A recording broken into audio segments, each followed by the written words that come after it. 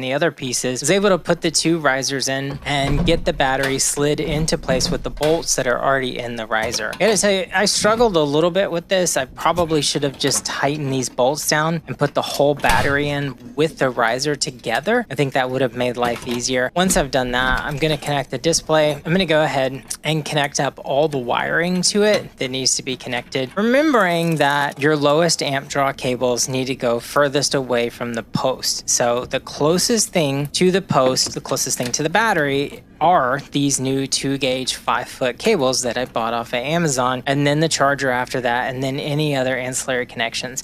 They do have to all be facing down and grouped and bunched very tightly if you want to slide the caps on. And I've had problems with caps in the past. These caps seem to fit just fine. They went over the bolts that came with this battery just fine without any snapping in issues, and it was pretty easy to put on and use a wrench to tighten down this post bolt into the battery so that I could get this thing wired up. Because here's going to be the $1 million test. I wasn't sure that, you know, if there was some kind of reed switch wire or something that I needed to connect to make it move, or in another case we forgot to put the speed sensor back in and the cart didn't move. But in this case it actually did move. Once I connected it up, turned it on, flipped the tow run switch back, everything started working.